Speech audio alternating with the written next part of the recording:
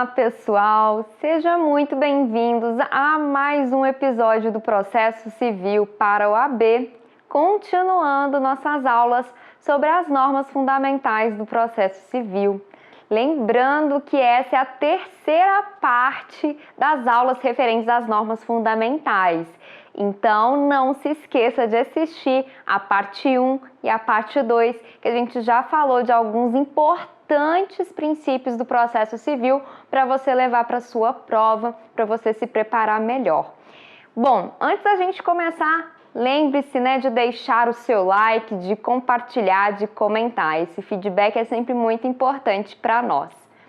Bom, vamos então para a nossa terceira parte sobre as normas fundamentais, para falarmos de dois princípios importantíssimos para o processo civil. E como vocês estão vendo aí na tela, o primeiro deles é a fundamentação das decisões. A fundamentação das decisões é um princípio constitucional que está previsto no artigo 93, inciso 9 da Constituição Federal e também no artigo 11 do Código de Processo Civil. Como vocês podem ver, o artigo 11, ele trabalha tanto o princípio da publicidade, que nós tratamos na aula anterior, em conjunto com a fundamentação das decisões, o que significa dizer que todos os julgamentos dos órgãos jurisdicionais, eles devem ser fundamentados. Significa, então, que decisões interlocutórias, sentenças, acórdãos devem vir acompanhadas da respectiva fundamentação. Importante salientar sobre este princípio que a fundamentação nada mais é do que a externalização do raciocínio lógico pelo qual o juiz, o magistrado, chegou a uma determinada conclusão em razão das particularidades do caso concreto.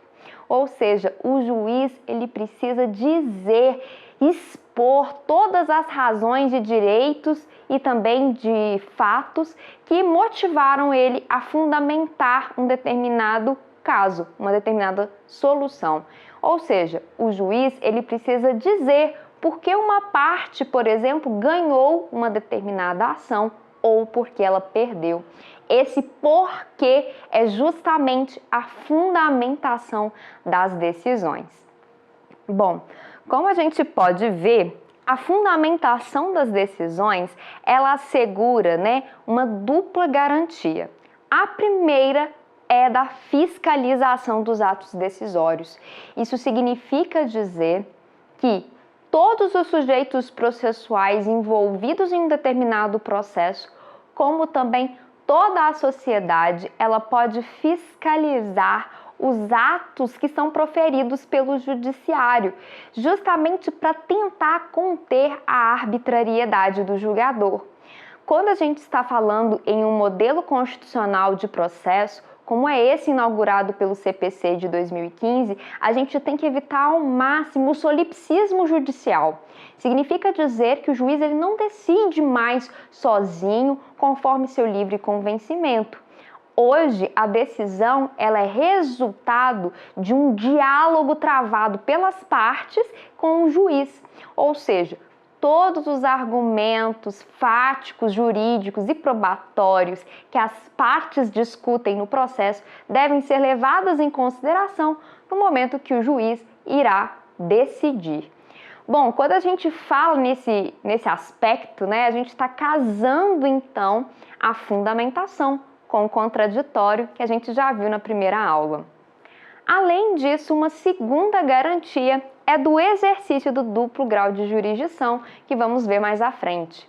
Aqui é a possibilidade da parte exercer o direito ao recurso, caso ela não tenha se sentido satisfeita com a decisão ou caso ela tenha constatado algum erro do judiciário que mereça reforma. Por isso que é importante a fundamentação.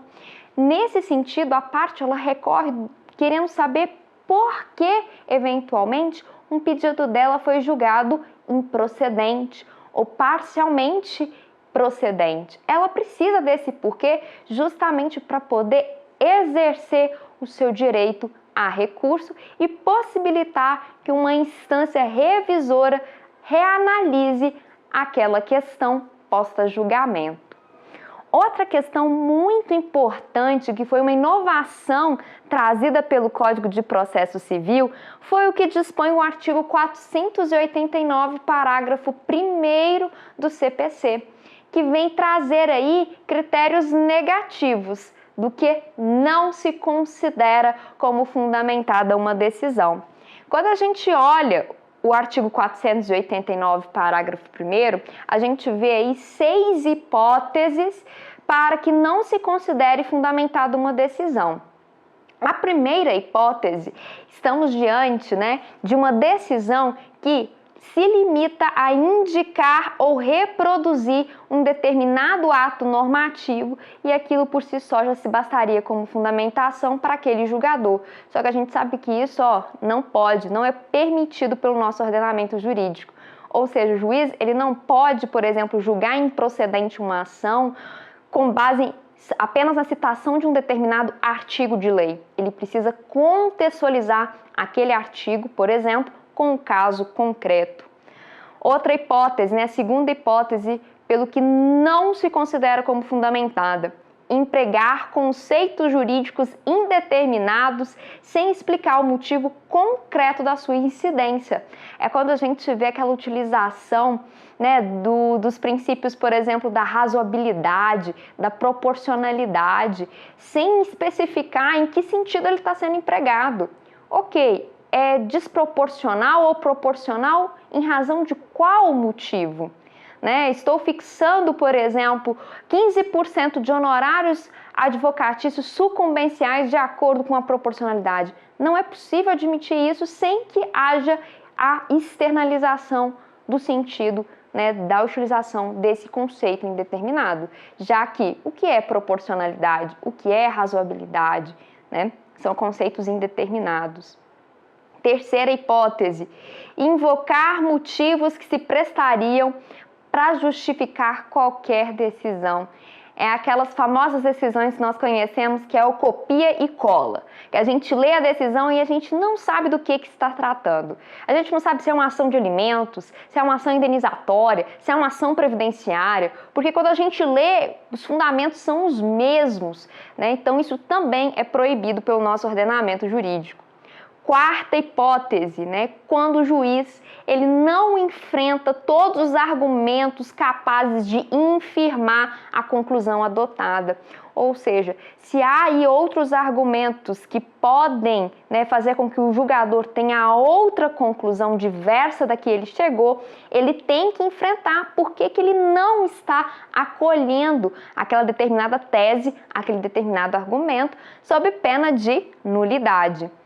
Quinta hipótese, pela qual a gente não considera fundamentada uma determinada decisão, é quando o julgador ele se limita a invocar precedente ou enunciado de súmula sem identificar os fundamentos determinantes que estão ali alicerçados no caso concreto. Então, não basta apenas citar súmula, citar ementa, citar precedente, se não houver uma contextualização dos fundamentos determinantes, ou seja, a causa principal de fundamento daquele precedente, com o caso que está sendo examinado pelo julgador. Sexta hipótese, deixar de seguir súmula, jurisprudência ou precedente invocado pela parte sem demonstrar a distinção, que é o distinguish, ou sem demonstrar a superação, que é o overruling. Então, se a parte invoca um precedente, o julgador ele tem aí um esforço argumentativo para tentar, então, afastar dentro daquele caso concreto a aplicação daquele precedente. Bom, de todas essas hipóteses, do que não se considera fundamentada uma decisão, qual que vai ser a consequência lógica? A nulidade da decisão. Se então a decisão ela não for fundamentada, ela será nula. Vamos para o nosso próximo princípio, Nós temos aqui o acesso à jurisdição ou inafastabilidade da justiça. É outro princípio que está previsto tanto na Constituição quanto no artigo 3º do CPC. É aquilo que a gente já ouve, né, sempre no início das nossas aulas de teoria geral de processo. O judiciário, né, ele não pode deixar de resolver toda ameaça ou lesão a direito. Então, se a parte, né, tem um direito ameaçado ou um direito violado, surge para ela a possibilidade dela deduzir uma pretensão perante o judiciário. É importante dizer que este princípio compõe a base principiológica do devido processo legal. E, além disso, é importante dizer que o acesso à jurisdição é incondicional, ou seja, ainda que aquela parte não tenha o direito material alegado, ela terá a possibilidade de exercer o acesso à jurisdição. Então, ainda que seja julgado improcedente o pedido, aquela parte pode sim acionar o judiciário. Bom, a gente ainda tem que considerar, quando a gente fala de acesso à jurisdição, as lições de Mauro Capelletti. Ele fez um estudo a respeito do acesso à justiça e ele vislumbrou aí, ondas renovatórias desse acesso. E ele vislumbrou aí 3 grandes ondas.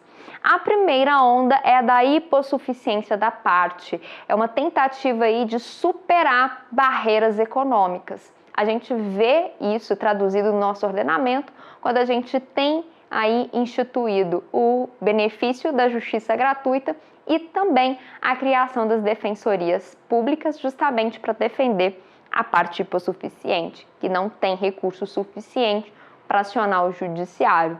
Segunda onda, interesses meta-individuais, todas aquelas demandas que discutem direitos coletivos ou difusos. Aqui a gente está falando de determinadas violações que atingem parcela da população. No nosso ordenamento, isso é traduzido, por exemplo, pela Lei de Ação Civil Pública, pela Lei de Ação Popular. A terceira onda é o sincretismo processual ou simplificação do procedimento. A gente tem 2 exemplos, que é a hipótese do juizado especial, onde a gente tem uma simplificação de procedimento, e também a gente tem a hipótese de reunião do processo do processo de conhecimento com a fase de cumprimento de sentença. Anteriormente à reforma processual, a gente tinha 2 etapas bem distintas.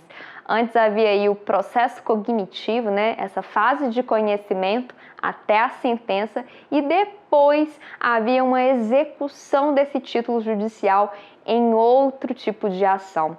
Com isso, a gente vê hoje que há um sincretismo, Hoje temos um procedimento com essas etapas, em um único, no mesmos autos, do procedimento. Bom, pessoal, essa foi nossa terceira aula que a gente tratou desses 2 grandes princípios que compõem as normas fundamentais do processo. Fiquem atentos porque logo vai ser liberada a 4ª aula sobre as normas fundamentais. Espero por vocês. Grande abraço!